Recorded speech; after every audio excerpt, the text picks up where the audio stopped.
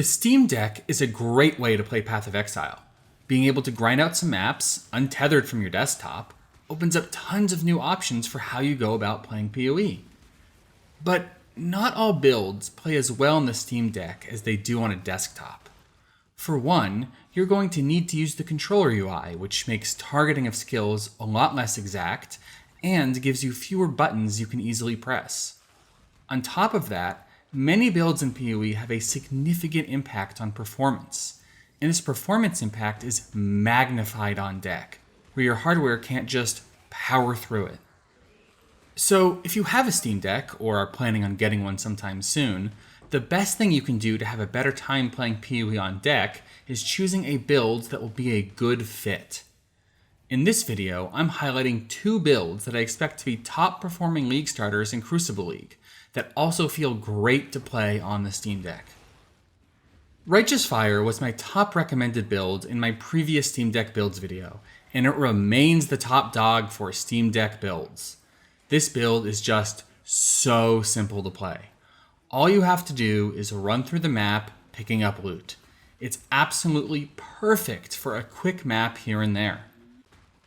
On top of being simple and requiring almost no keybinds, it's also incredibly tanky. That makes this build perfect for chill, pick up and play mapping on the deck. You don't have to worry about dying and losing XP if you're playing suboptimally, as the risk of dying is virtually zero. I recommend following whatever Righteous Fire build Pohx recommends. For those unaware, Pohx is a content creator who does nothing but play Righteous Fire builds, every single league. He's an expert on their ins and outs and has more than just a build guide. He has an entire website dedicated to walking people through building and playing a Righteous Fire character.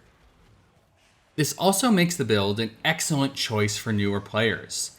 No other build has such a wealth of resources available to help you. The only reason I can think of to not choose Righteous Fire would be the fact that it wants to use Aegis Aurora as a shield.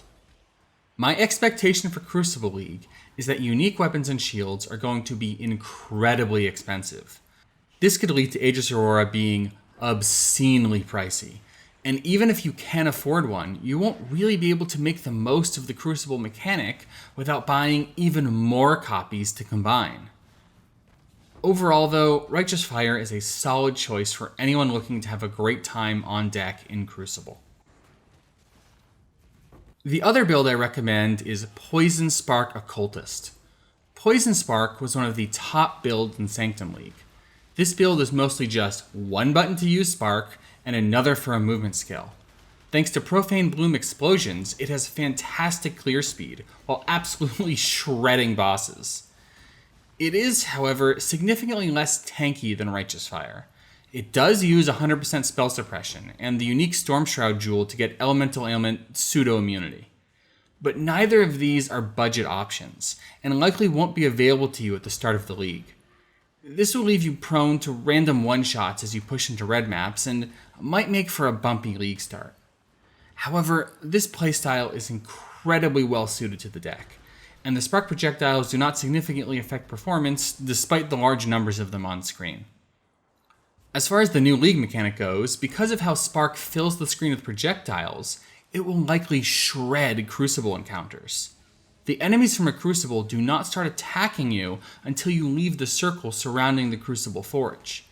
This allows you to spend a second or two filling the screen with sparks before stepping out of the circle and immediately killing enemies with the sparks that are already flying around the screen as they spawn. Additionally, Poison Spark uses a rare weapon and a rare shield, which I suspect will be ideal for getting the most out of Crucible crafting. Poison Spark was probably the best build in Sanctum. As a result, it has received several nerfs going into Crucible. Some changes to Poison Masteries on the passive tree hit its damage by about 10%, but far more significantly, Spark had its base projectile speed reduced, resulting in 25% less projectile speed. Now, these are significant nerfs, but the build was strong enough before that I expect it to still be a top build in Crucible. If you pick either of these two builds, you should have a fantastic experience playing PoE on deck in Crucible.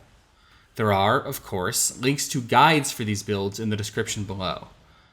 Both of these builds are very popular, however, and you will likely find other versions of these builds from other content creators. These are just the ones that I can personally vouch for.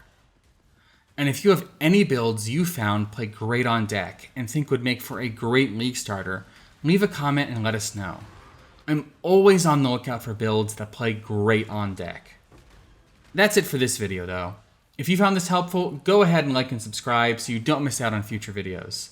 Until then, thank you so much for watching, and I'll see you in the next one.